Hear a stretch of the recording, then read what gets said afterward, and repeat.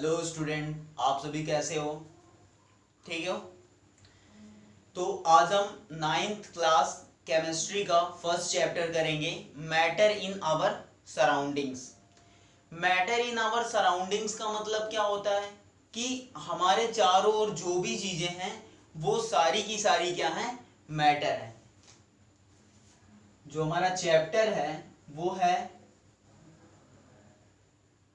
Matter in our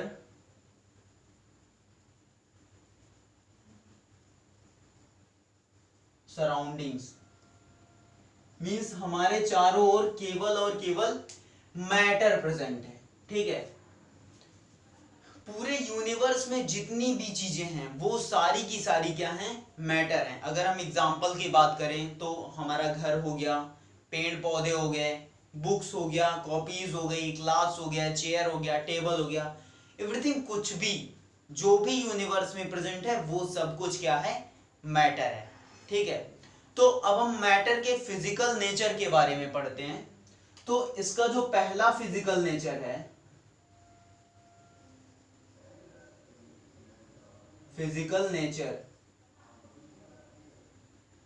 तो जो पहला फिजिकल नेचर वो ये है कि मैटर जो है वो पार्टिकल से मिलके बना है। Matter is made up of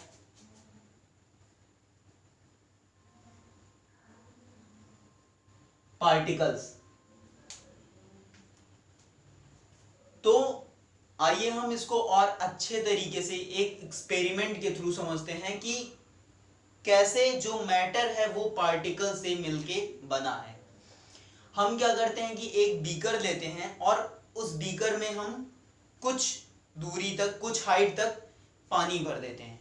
ठीक है, और जहां तक हम वाटर भरते हैं वहां तक हम उसका लेवल जो होता है वाटर का उसको मार्क कर देते हैं। उसके बाद हम एक स्पून या तो सॉल्ट और या फिर शुगर डालते हैं। उसमें डालने के बाद हम देखते हैं कि जो हमने वाटर का लेवल मार्क किया हुआ था वो अब क्या है? इंक्रीज कर चुका है। ठीक है, तो हम उसी स्पून से उस सॉल्यूशन को, जो पानी था जिसमें चीनी मैंने डाला था या फिर नमक डाला था, उसको उसी स्पून से हम सेक कर देते हैं। ठीक है, सेक करने के बाद हम देखते हैं कि जब वो साल्ट या शुगर वाटर में अच्छे तरीके से डिसॉल्व हो जाता है तो उसका जो लेवल इंक्रीज था वो फिर से वही सेम लेवल हो जाता है जो पहले पानी का लेवल हमने मार्क किया था। ठीक है, इससे क्या समझ में आता है? इसका कंक्लूजन क्या निकलता है? कंक्लूजन ये निकलता है स्टूडेंट्स कि जो लेवल हमने मार्क किया था वो लेवल फिर से आ गया। इसका मतलब कि जो वाटर था वो भी क्या है? एक मैटर है। मैंने अभी बताया कि यूनिवर्स में जितनी भी चीजें प्रेजेंट हैं वो मैटर है। पानी, घर, पेड़ पौधे, सारी चीजें। तो जो वाटर है वो मैटर है और उस वाटर में कुछ ना कुछ स्पेसेस थे। स्पेसेस होने की ही वजह से जो शुगर के पार्टिकल्स उसमें डाले गए थे पानी में वो क्या हुए? घुल गए, उसमें डिसॉल्व हो गए। इसका मतलब है कि जो वाटर बना हुआ है वो छोटे छोटे पार्टिकल से मिलके बना हुआ है। पार्टिकल से मिलके बना हुआ है, इसी वजह से उसके बीच में स्पेसेस थे और वो जो शुगर का पार्टिकल आया वो उसके साथ घुल गया। ठीक है, तो इस एक्सपेरिमेंट के थ्रू ये प्रूव होता है कि जो मैटर है वो पार्टिकल से ही मिलके बना होता है। ये एक्सपेरिमेंट आप एक बार, एकदम सिंपल सा एक्सपेरिमेंट है, तो आप एक बार घर पे करोगे तो आपको ज्यादा अच्छे तरीके से समझ में आएगा। ठीक है, जो दूसरा फिजिकल नेचर है वो है how small are these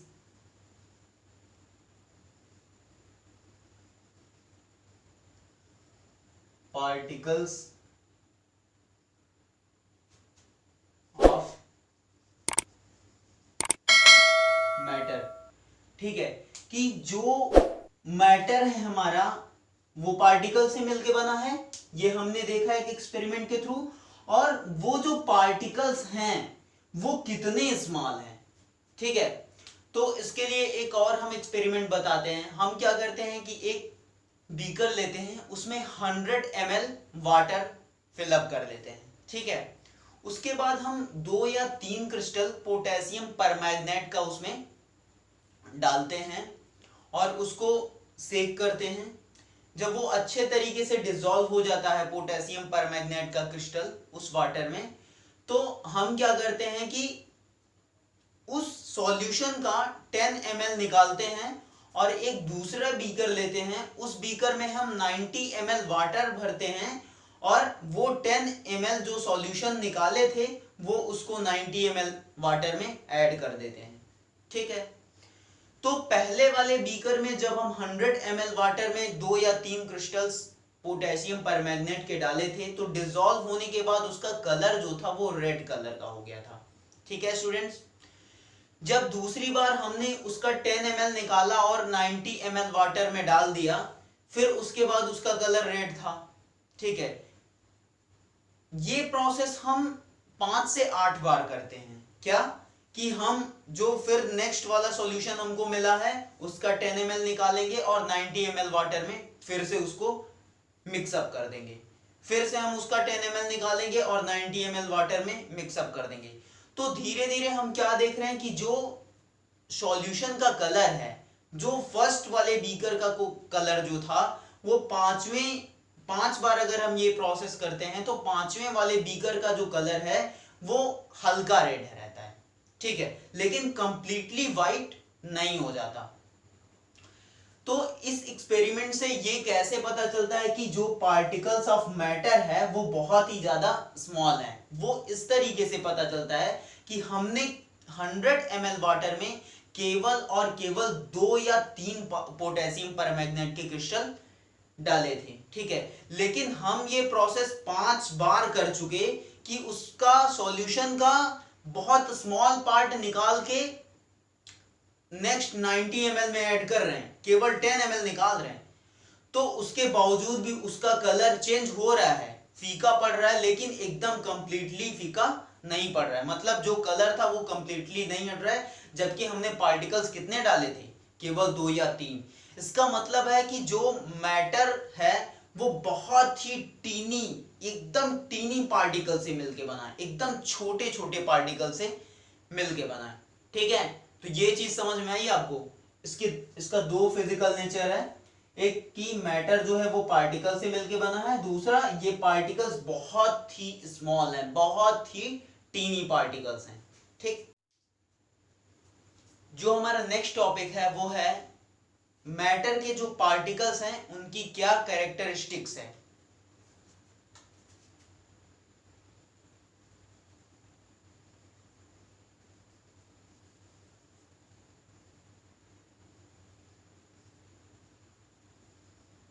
characteristics of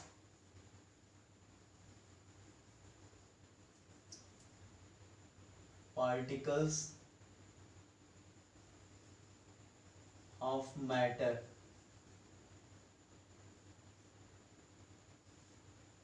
जो मैटर के पार्टिकल्स हैं उनकी क्या कैरेक्टरिस्टिक है? जो हमारी पहली कैरेक्टरिस्टिक है वो है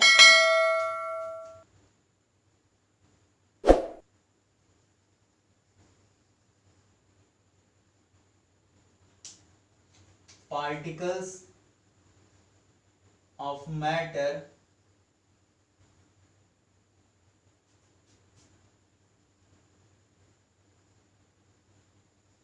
have space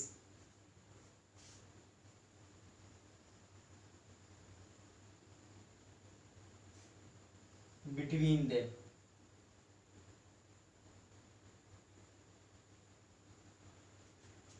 जो मैटर के पार्टिकल्स हैं उनके बीच में स्पेस एग्जिस्ट करता है, ठीक है। तो अभी जो हमने पहले एक्सपेरिमेंट किया शुगर और वाटर वाला, उसी के थ्रू हम इसको समझेंगे। तो हमने उसमें जब शुगर ऐड कर दिया तो ऐड करने के बाद वाटर का जो लेवल रहता है वो बढ़ जाता है, लेकिन जब हम शुगर को डिसॉल्व कर देते हैं स्पून के थ्रू, तो जो वाटर का लेवल मार्क्ड लेवल रहता है वो फिर से वही हो जाता है। इसका मतलब क्या है कि जो वाटर था, वाटर के जो पार्टिकल्स थे उनके बीच में कुछ न कुछ स्पेस था। स्पेस होने की वजह से ही वो अपने में शुगर के पार्टिकल्स को डिसॉल्व कर सके। अगर स्पेस ना होता तो कैसे डिसॉल्व कर पाते?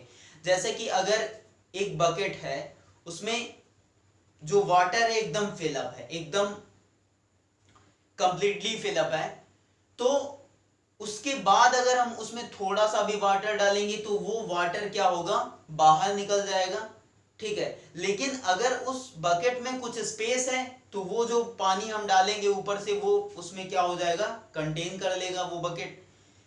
इसका मतलब क्या है कि जो बीकर था उसमें कुछ स्पेस था वाटर के पार्टिकल्स के बीच में, इसी वजह से जो शुगर के पार्टिकल्स थे उन स्पेसेस में जाके डिसॉल्व हो गए, ठीक है। तो जो हमारा वाटर है वो क्या है, मैटर है, और मैटर के बीच में कुछ स्पेस था जिसकी वजह से शुगर डिसॉल्व हुआ। तो यहां से ये पता चलता है कि जो मैटर होता है, इनके जो पार्टिकल्स होते हैं, इसके बीच में स्पेस एग्जिस्ट करता है, ठीक है। मैटर के पार्टिकल्स के बीच में स्पेस होता है।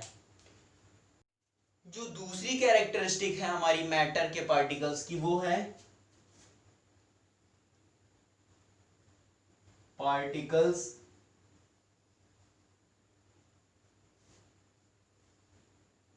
ऑफ मैटर आर कंटिन्यूअसली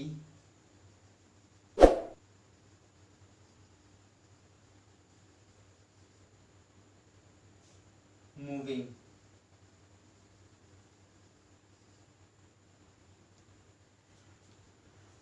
ठीक है, जो मैटर के पार्टिकल्स होते हैं वो लगातार घूमते रहते हैं, ठीक है, मूव करते रहते हैं।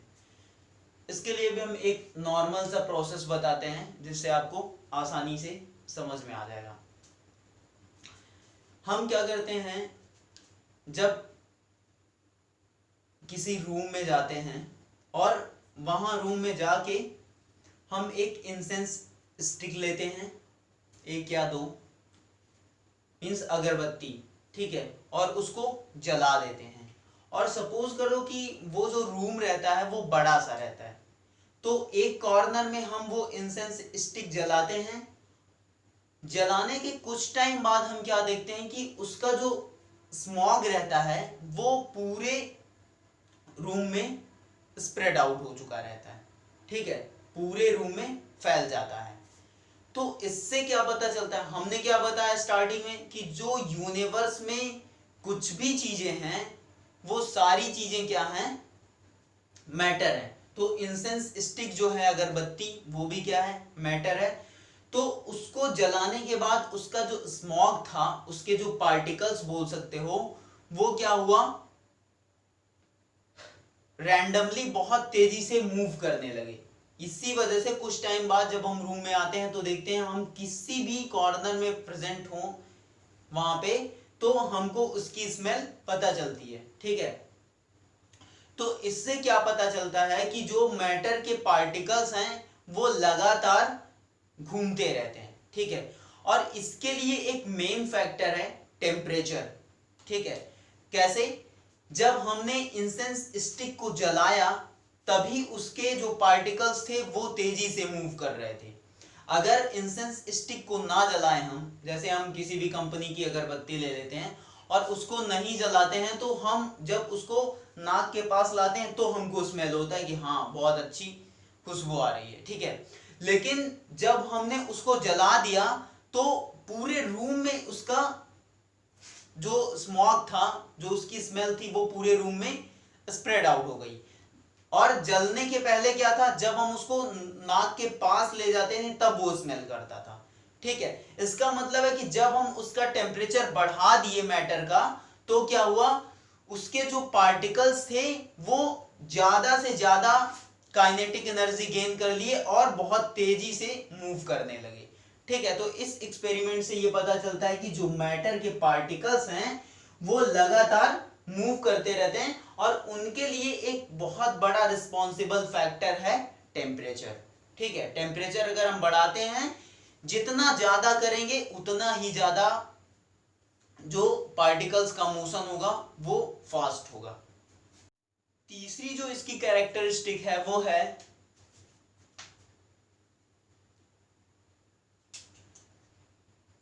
पार्टिकल्स ऑफ मैटर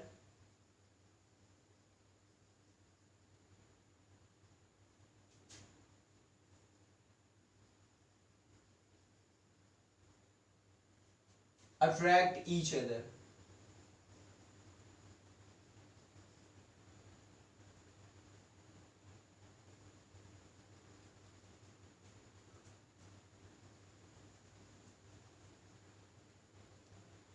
मींस जो मैटर के पार्टिकल्स होते हैं वो एक दूसरे को अट्रैक्ट करते हैं। ठीक है, फोर्स ऑफ अट्रैक्शन लगाते हैं जिसके द्वारा वो बंधे हुए होते हैं। इसको हम कैसे समझें, इसके लिए भी हम एक प्रोसेस बताते हैं। हम क्या करते हैं कि एक चौक लेते हैं और चौक को हम ऐसे नीचे छोड़ देते हैं। ठीक है, जैसे हमने छोड़ दिया या फिर हम उसको फोर्स लगा के नीचे छोड़ते हैं तो चाक नीचे गिरने के बाद क्या होता है, ब्रेक हो जाता है। तो हमने क्या लगाया, फोर्स लगाया। जब फोर्स लगाया तब वो चाक क्या हुआ, ब्रेक हो गया। अगर उसी चाक को हम टेबल पे ऐसे आराम से रख देते हैं तो क्या वो चाक ब्रेक हो जाता है, नहीं होता है। इसी तरीके से जैसे ये हमारे पास मार्कर है, अगर हम इसको नीचे गिरा देते हैं तो क्या ये टूट गया, नहीं टूटा। अगर हम इसको क्या करें कि किसी हैमर से पीट दें, ठीक है, तो क्या होगा, ये ब्रेक हो जाएगा। इसका मतलब क्या है कि ये भी क्या है, एक मैटर है। इस मैटर के पार्टिकल्स पे जब हम फोर्स लगा रहे हैं और ज्यादा फोर्स लगा रहे हैं मैटर के अकॉर्डिंग फोर्स लगा रहे हैं, जो जिस तरीके का मैटर है, ठीक है, इस पे हम थोड़ा सा जिस तरीके से चाक गिराने से ब्रेक हो जा रहा है, लेकिन ये जो मार्कर है ये गिराने से ब्रेक नहीं हो रहा है, मतलब ये स्ट्रांग है थोड़ा।